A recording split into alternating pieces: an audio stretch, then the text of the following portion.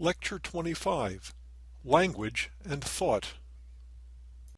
Once we've engaged in some cognitive activity, once we've perceived an object or remembered an event, induced a concept from a number of examples or deduced category membership, rendered a judgment, made an inference, solved a problem, then we may use our capacity for language to communicate what we've done cognitively to someone else. But language is not just a tool for communication, it's also a tool for thought. The ability to communicate is not unique to humans. Many non-human animal species have the ability to communicate with other members of the same species. For example, animals may exchange signals during the mating process.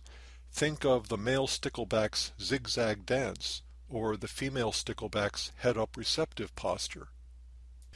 They may communicate threats to intruders on their territory, as in the head-down threat posture of the male stickleback.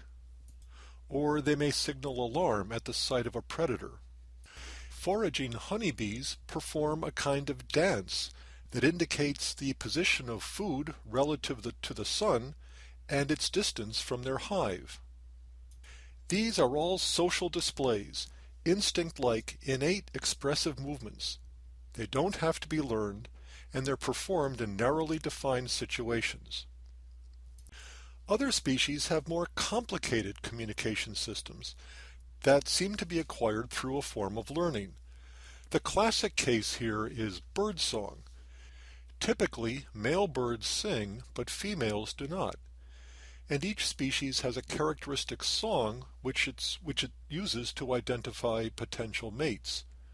And within each species there are also territorial dialects, variations on the basic song that seem to help preserve the gene pool in a particular area. Studies of sparrows indicate that birdsong seem to be learned through exposure to other males, but this isn't the usual form of learning. In the natural setting, all young males acquire the dialect sung by their parents. In the laboratory, where the young from one territory are exposed to the dialect from another territory, they'll learn whatever dialect they're exposed to. However, sparrows cannot learn the songs of other species. There appears to be a kind of critical period for learning, similar to that seen in imprinting in ducks and geese. If a young sparrow is exposed to its song before it's a particular age, or after it's reached a particular age, it'll sing only a crude approximation of its song. And interestingly, for a form of learning, practice isn't important. After exposure, in fact, the young male sparrow will remain silent for several months. Then it will sing its song perfectly the very first time.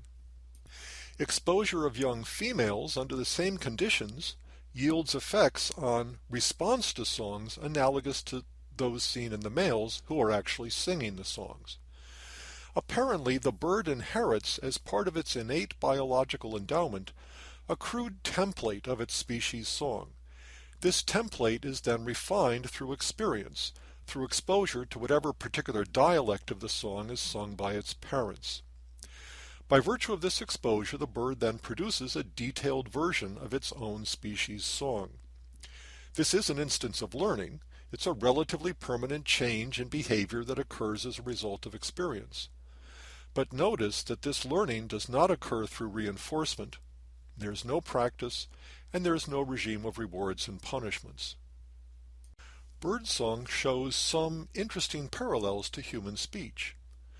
Every normal child learns to speak his or her native language.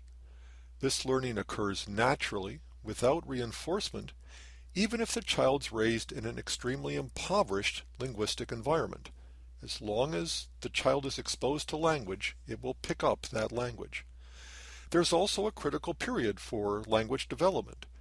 If children are linguistically isolated until puberty, they show very poor language skills thereafter. And if children learn a second language before puberty, they speak that second language without an accent. But if they learn the second language after puberty, that language is spoken with an accent.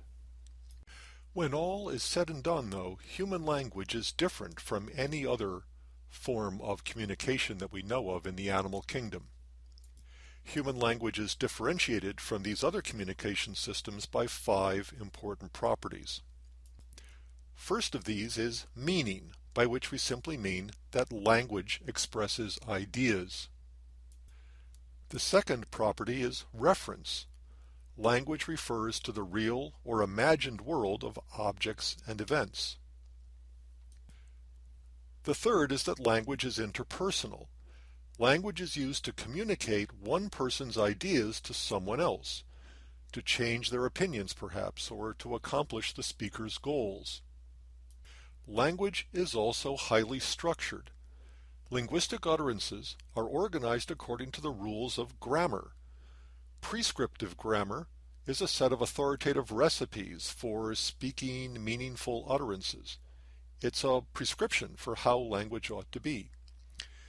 Descriptive grammar is a set of descriptions of natural speech, how language is actually used.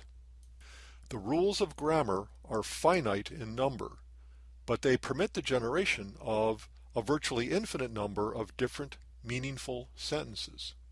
Which brings us to the last distinctive property of human language, which is creativity. People can generate and understand novel utterances, utterances that have never been heard before or spoken by them or anyone else ever before. For example, it's been estimated that there are some 1 nonillion meaningful 20-word sentences that can be composed in English. That's 10 to the 30 power, 1 followed by a string of 30 zeros. Each of us can understand each of these sentences effortlessly, provided that we know what the words mean. But there are only 3 billion seconds in a century. Therefore, there's simply not enough time for us to have learned the meaning of each of these sentences by exposure, even at the rate of 1 sentence per second for an entire lifetime. These properties combine to make human language unique in nature. Social displays are stereotyped and obligatory. Birds are known to improvise on their songs, but the basic song remains unchanged. Human speech, by stark contrast, is optional and it is creative. Now it's true that some non-human primates have been taught to perform some linguistic tasks. The chimpanzee Washoe, first trained by Alan and Beatrix Garter at the University of Nevada, Reno, and later by Deborah and Roger Fouts at Central Washington University. Nim Chimpsky, the subject of research by Herbert Terrace at Columbia University. And Coco, a gorilla trained by Penny Patterson, a graduate student at Stanford University. All of these have learned some aspects of American Sign Language. Chimpanzees lack the proper vocal apparatus for anything resembling human speech, and so do gorillas. And the chimpanzee Sarah, trained by David Premack at the University of Pennsylvania, learned to string tokens together in order to form elementary sentences. However, the training of these animals is very arduous, requires lots of time, lots of effort, lots of reinforcement. And it's not clear that any of it really reflects language. Nim Chimpsky, for example, rarely signed more than a 2-word sentence. And the average length of Nim's utterances showed no development over time.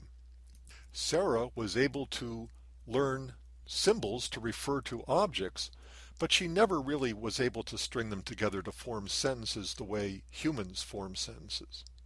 And work with other chimpanzees shows that there are big individual differences among both chimps and gorillas in their ability to learn anything like language.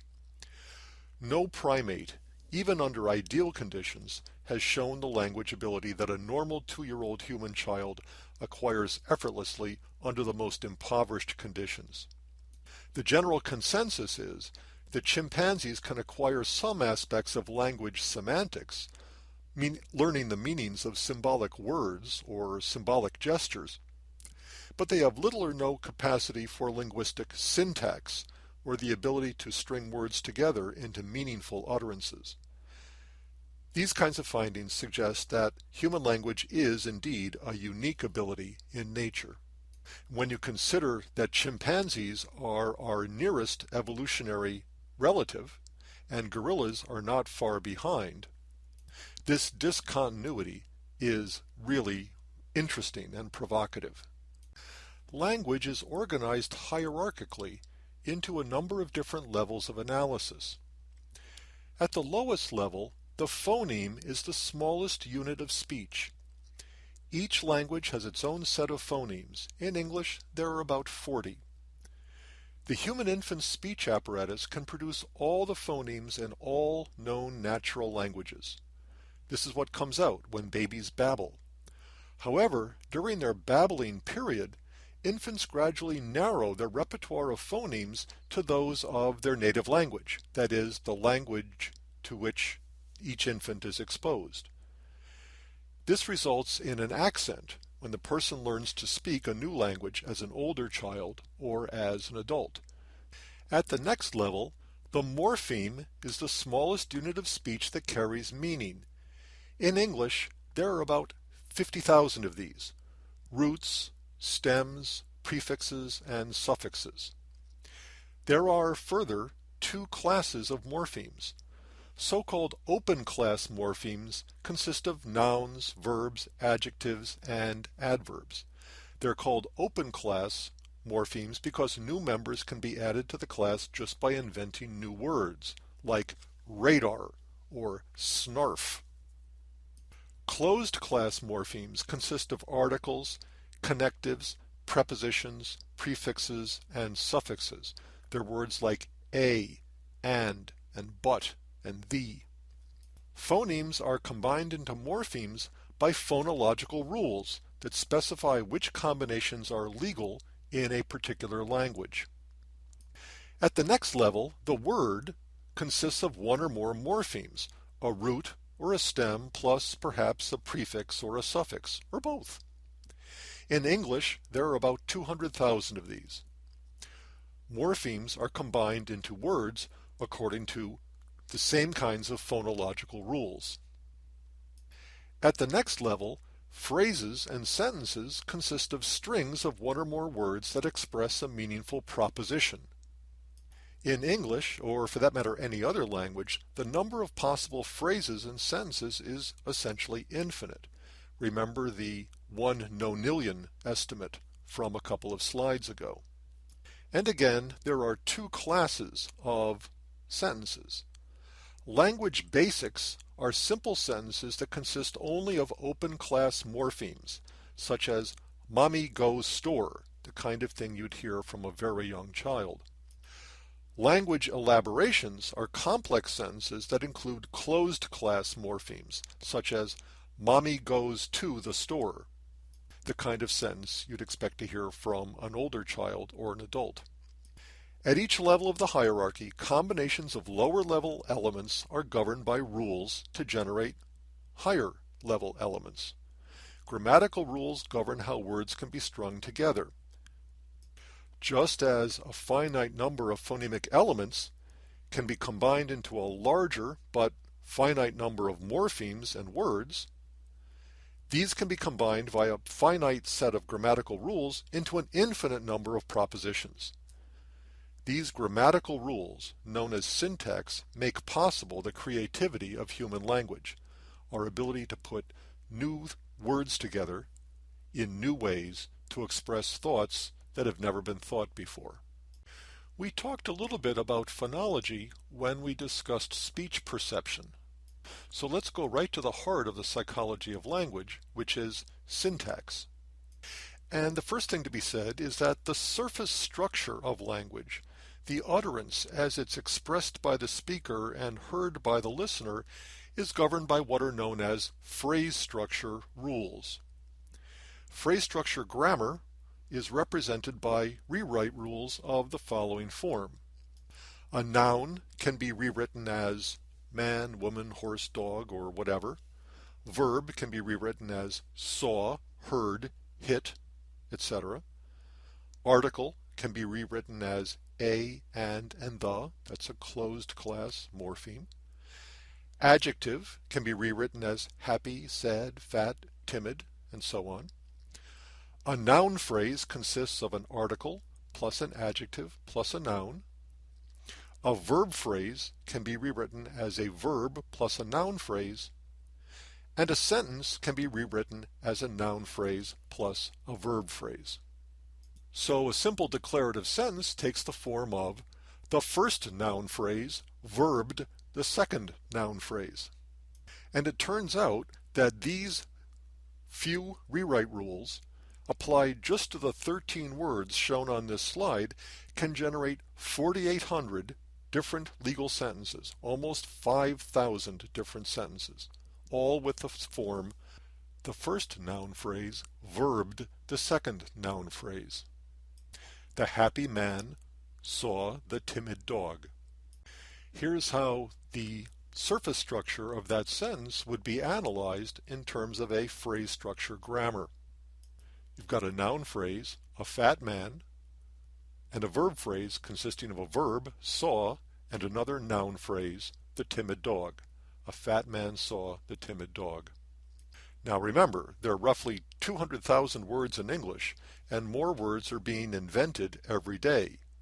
So you can see what we mean when we say that an infinite number of sentences can be generated by applying a finite number of rules to a finite number of words.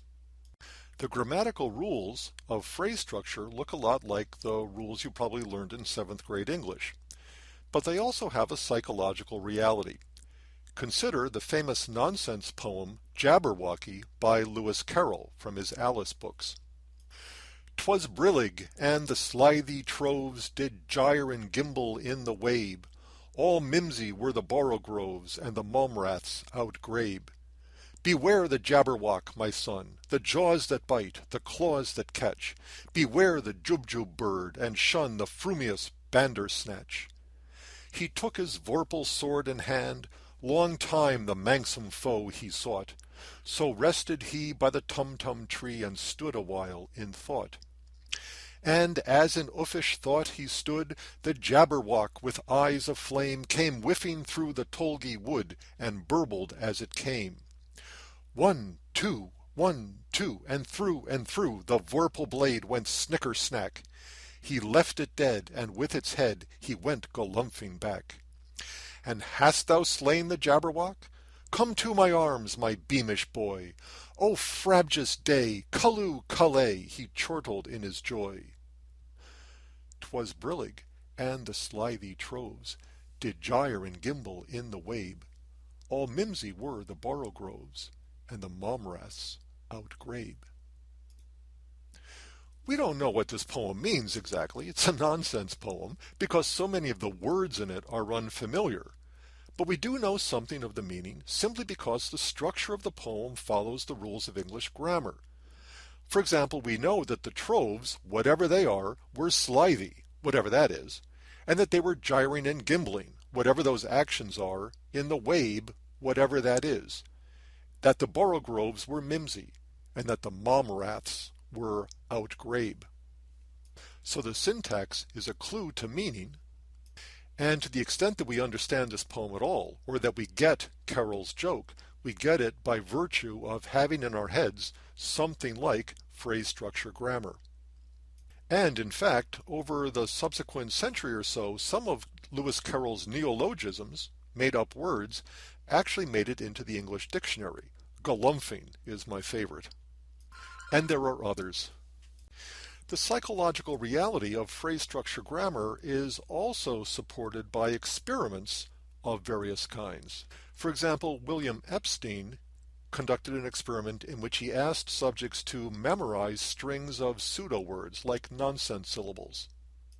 In the control condition, the subjects were simply presented with these letter strings and asked to commit them to memory.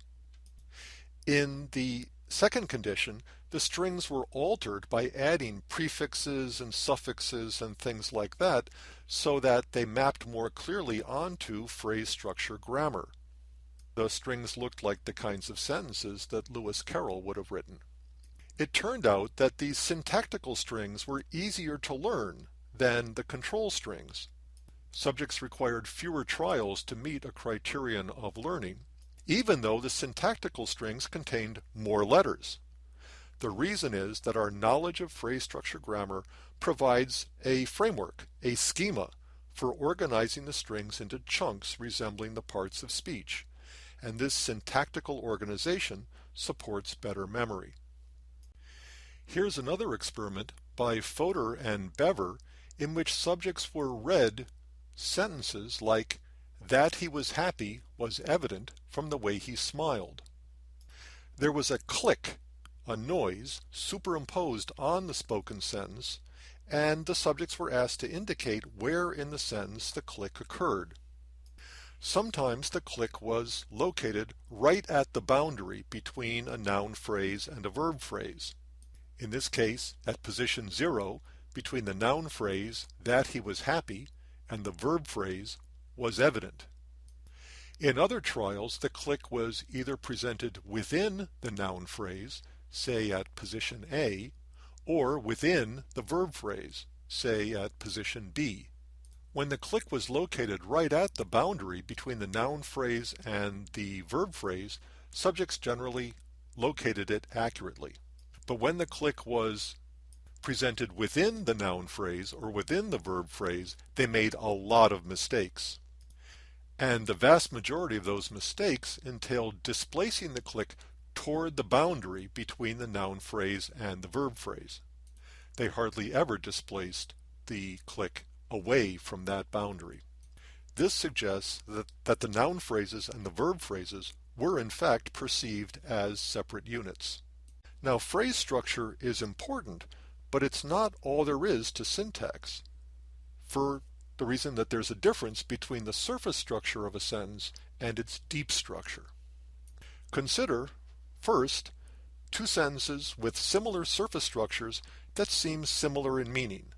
John saw Sally and John heard Sally. However, similar surface structures don't guarantee similarity of meaning. Consider these two sentences. John is easy to please, and John is eager to please. The differences in meaning can be demonstrated by rephrasing them in the passive voice. "It is easy to please John" means something quite different from "it is eager to please John." So sentences with similar surface structures might have very different meanings. Similarly, sentences with quite different surface structures may have very similar meanings. Consider the sentences, "John saw Sally," or "Sally was seen by John," or "it was John who saw Sally," or even "it was Sally who was seen by John, wasn't it?" These sentences look very different, but they all mean pretty much the same thing. So you can have two sentences with very similar surface structures but very different meanings, and you can have two sentences with very different surface structures that have very similar meanings. That clearly indicates that something else is needed besides surface structure grammar or phrase structure grammar. This something else was identified by the linguist Noam Chomsky as transformational grammar, a set of rules that can generate many equivalent surface structures and can also uncover the kernel of meaning that's common to many different surface structures. This kernel of meaning is what Chomsky called the deep structure of the sentence. We get from deep structure to surface structure by means of transformational rules, and for that matter, we get from surface structure to deep structure by means of the same kinds of transformational rules. These rules can produce many equivalent surface structures from a single deep structure, and they can recover a single deep structure from many very different surface structures. The deep structure of a sentence can be represented by its basic propositional meaning, representing the basic thought underlying the sentence. We can rewrite proposition as a noun phrase plus a verb phrase. And in Chomsky's view, the surface structure of a sentence consists of a proposition and an attitude toward that proposition. That attitude can be rewritten as assertion or denial or focus on the object or whatever, so that a sentence, the surface structure, consists of an attitude plus some proposition. Here, in simplified form, is how this system is supposed to work. Let's consider a proposition like "the boy hit the ball." That kernel of meaning can be expressed in many different ways. For example, we can simply assert that the boy hit the ball. Or we can take an attitude of denial. The boy did not hit the ball. Or we can take an attitude of questioning. Did the boy hit the ball? Or we can focus on the object. The ball was hit by the boy, rendering the proposition in passive tense.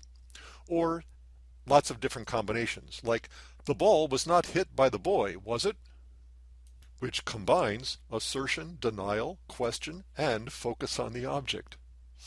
Chomsky argued that something like deep structure and transformational grammar is logically necessary in order to understand language. But we've long since learned in this course to start to worry when somebody argues that something's logically necessary. As empirical scientists, we also need evidence of the psychological reality of deep structure and these kinds of transformational rules. As a first pass towards providing this evidence, consider some of the utterances of novices in a language, such as infants or immigrants. These utterances tend to mimic the kind of deep structures that Chomsky hypothesizes. For example, "I no go sleep," or "Why mommy hit Billy." Further evidence is provided by studies of memory for paraphrases. In such experiments, subjects study a sentence like "he sent a letter to Galileo," and then are asked to recognize studied sentences from a set of targets and lures. Interest in the experiment comes from recognition errors that are made in response to alternative phrasings of the test sentence. And it turns out that phrasings that represent a different proposition but the same attitude are correctly rejected. So subjects who have seen a sentence like "he sent a letter to Galileo" don't falsely recognize Galileo sent a letter about it to him. But phrasings that represent the same proposition, albeit with a different attitude, do tend to be falsely recognized. So subjects will falsely remember having studied the sentence, "a letter about it was sent to Galileo by him." This kind of evidence indicates that memory encodes the gist of a sentence, its kernel of meaning, rather than the details of its surface structure. And further evidence is provided by a study of meaning verification. In these kinds of studies, subjects study a standard sentence like "the boy hit the ball." Then they're presented with test sentences and asked to indicate which of the test sentences have the same meaning as the standard sentence. Sentences that involve only a single transformation are correctly verified very quickly, such as "has the boy hit the ball?" But sentences that involve two transformations, such as "was the ball hit by the boy?" take more time. This indicates that in understanding the sentence, the language processor has to somehow strip away the surface structure to unpack the deeper kernel of meaning beneath. Here's a classic study by Savin and Perchanik, which shows how various transformations affect memory. In this study, the subjects were read a fairly simple sentence followed by a list of words. The string of words was unrelated to the sentence. But the subject's task was to recall the sentence verbatim and then to recall as many as possible of the words from the string that followed. Some sentences were simple assertions, reflecting a single underlined kernel of meaning. Other sentences involved various transformations. Some sentences involved only a single transformation, for example, into the passive or the negative. Other sentences involved two or perhaps more transformations, such as a transformation into the negative passive or a passive question. Savin and Perchanik wanted to know whether the number of transformations involved in getting from the surface structure to the deep structure would affect memory for that string of words that followed each sentence. And of course it did.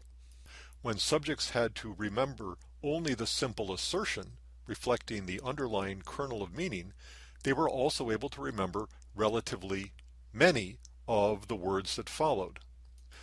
But if the target sentence represented one transformation from that kernel of meaning, the number of words they could remember decreased significantly. And if the target sentence represented two transformations or more, then there was a further decrease in memory for the string of words. Apparently, working through the transformations consumed more of what we would now call working memory, leaving less working memory available for the string of words. And the more transformations the subject had to work through, the less memory capacity was left over. What I've just presented to you in very simplified form is the classic version of Chomsky's theory as it was presented in the late 1950s and early 1960s. And I want to note for the record that Chomsky's theory of syntax has changed radically since then in many respects. First, the standard theory was extended in various directions, and then the extended standard theory was revised in a number of ways. More recently, Chomsky's opted for a new approach to generative grammar known as the principles and parameters approach, first in his theory of government and binding, and most recently in what's known as his minimalist program. We don't have to go into all of that here. If you're really interested in language, you'll learn all about it if you take advanced courses in linguistics and psycholinguistics. I focus here on the standard theory because, first, that theory had an enormous influence on the development of psychology, and especially cognitive psychology. And also because the standard theory had enormous influence outside of psychology and linguistics, even into the arts and the humanities. For example, when the American composer and conductor Leonard Bernstein gave the Charles Eliot Norton lectures at Harvard University under the title of The Unanswered Question, Bernstein tried to apply his understanding of Chomsky's standard theory of generative grammar to the structure of music. It's not clear how successful that attempt was, but the lectures themselves are terrific. They're Bernstein at his very best, and more important in the present context, they illustrate the influence of Chomsky's work. Throughout it all, Chomsky's proposed that the human ability to acquire and understand any natural language is based on the fact that some grammatical knowledge is part of our innate biological equipment. Not that we're born knowing English or Chinese, obviously. A child born of English-speaking parents but raised from birth in a Chinese-speaking household will speak fluent Chinese without even an English accent. For Chomsky, language acquisition occurs as effortlessly as it does because humans are born with a special brain module or system. He sometimes calls it a language acquisition device that permits us to learn any language to which we're exposed. At the core of the language acquisition device is a body of linguistic knowledge that Chomsky calls universal grammar, a set of linguistic rules or principles that apply to all languages spoken by anyone, anywhere. Chomsky's theory implies that there is a module in the brain that is dedicated to comprehending and producing language, and in fact it was Chomsky's work that inspired Fodor's doctrine of modularity, a particular version of functional specialization in the brain that we talked about earlier in this course. For Chomsky, universal grammar and the language acquisition device come with us into the world as part of our basic mental equipment, just like we're born with lungs and hearts and eyes and ears. They're part of the biological stuff that makes us human and which separates us from other species such as chimpanzees, which for all intents and purposes lack the human capacity for language.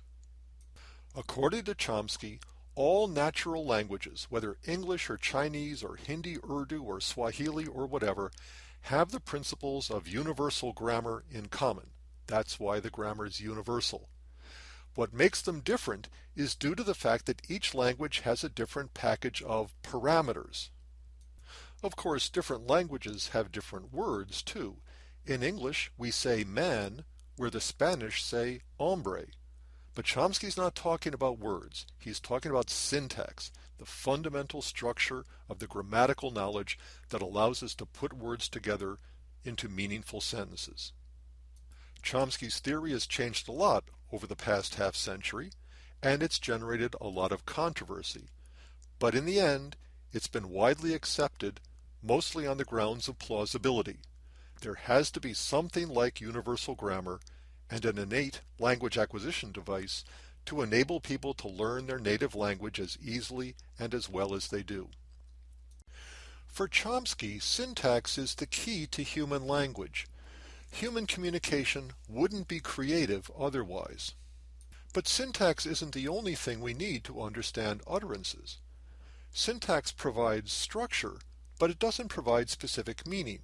It only says that the first noun phrase verbed the second noun phrase. That's just the framework for a meaningful utterance. The frame has to be filled out with specific words and phrases. Semantics has to do with the specific meanings conveyed by words in a proposition, what the various words refer to.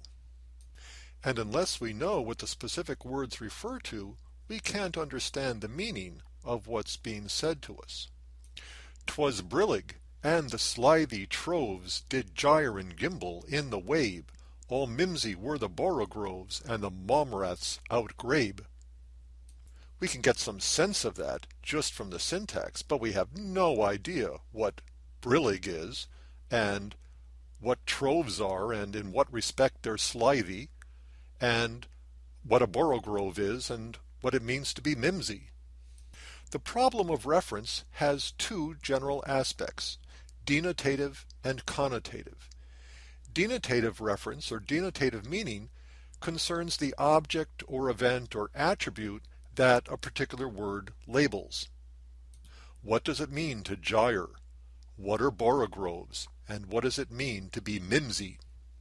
Connotative meaning has to do with the emotional meaning of the word, whether it's a good thing to be mimsy or not, or brillig. This question of meaning or reference returns us to the problem of semantic as opposed to episodic memory, and how we can represent semantic memory in a network where nodes represent concepts and links represent the associative or propositional relationships among various concepts. And we've actually talked about meaning a lot when we talked about categorization and how concepts are held together by prototypes or whatever. Both semantic memory and categorization link language to thinking. But syntax and semantics together are not enough to decode the meaning of an utterance because many utterances, many sentences are inherently ambiguous. Consider the sentence, "Someone stepped on his trunk," which has quite a different meaning depending on whether that pronoun refers to an elephant or a man with a suitcase. If I say to you, "Harvey saw a man eating fish," you don't know whether Harvey was in a restaurant or an aquarium. If you read that sentence in printed form, you'd know instantly what it meant because there'd either be a hyphen there or not.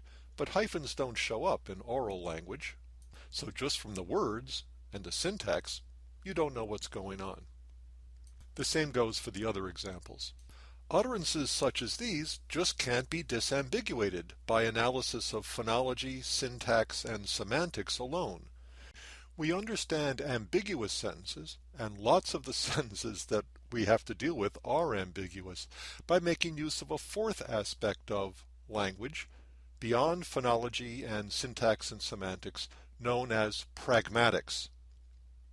Pragmatics really has to do with the context in which a linguistic utterance takes place. This context can be linguistic in terms of other sentences that surround the ambiguous one and help clarify its meaning, or it can be non-linguistic. The environmental context is important. If we're at a zoo and I say someone stepped on his trunk, you're likely to look around for an elephant. If we're at an aquarium and I say Harvey saw a man eating fish, you're going to look around for a shark. Also important is prosody, or the pattern of emphasis given to the various words in a sentence. Consider the following sentences. What am I doing here? What am I doing here? What am I doing here? What am I doing here? What am I doing here? In each instance, the words are the same, the surface structure is the same, but the meanings are entirely different. The meanings are given by the way the words are spoken, not by the way they're strung together. Gesture, the way we move our hands when we speak, can also be important in helping the listener to clarify our meaning. And in fact, a very popular theory of the evolution of language says that spoken language began as gesture. The first language, way back when, may very well have been gestural rather than vocal, involving the hands and the face, perhaps with some grunts and cries to convey emotion. This proposal gains plausibility from studies revealing the communicative power of sign languages used in various deaf communities. But even among those with normal hearing, speech is accompanied by a tremendous amount of manual activity in the form of hand waving and other gestures. This is true even when people speak over the telephone and can't even see each other's gestures. Language is connected to the hands, not just to the mouth. Setting aside the hands, our facial expressions and other aspects of body language convey a great deal about our intended meaning. And they can convey it even unintentionally. You can tell someone you love them, but if you're not smiling, if you're shuffling your feet, if you're not looking them in the eye when you say it, they'll never believe you. The importance of pragmatics in language is nicely illustrated by the question, could you pass the salt? Children who reply to this question with a yes get dirty looks from their parents and are immediately branded smart alecks by their teachers, because this is not a question about the listener's physical abilities. Rather, it's an indirect request to pass the salt. A sentence like this reminds us that language is not just a tool for individual thought, it's also a tool for interpersonal communication. Or, as the psycholinguist Herbert Clark has put it, language doesn't have so much to do with words and what they mean as it does with people and what they mean. From analyzing how sentences like this are understood, we learn that in order for the speaker and listener to communicate, they have to establish what Clark has called common ground, the knowledge, beliefs, and suppositions that speaker and listener share in common. Each must have some sense of what the other person knows, believes, and supposes to be true, and each must use this knowledge in structuring his or her communication. If the speaker and listener are not on common ground, they will not understand each other, and their interactions will not go very far. In order to achieve this mutual understanding, people have to manage their conversations according to what the linguist Paul Grice has called the cooperative principle. Make your conversational contribution such as is required at the stage at which it occurs by the accepted purpose or direction of the talk exchange in which you are engaged. This principle, in turn, is unpacked in terms of 4 conversational maxims and some sub-maxims. First, the maxim of quantity. Make your contribution as informative as is required for current purposes, and do not make your contribution more informative than is required. Second, the maxim of quality. Try to make your contribution one that is true. Do not say what you believe to be false, and do not say that for which you lack adequate evidence. Third, the maxim of relevance, which is simply be relevant. And fourth, the maxim of manner. Be brief and orderly, avoiding obscurity and ambiguity of expression.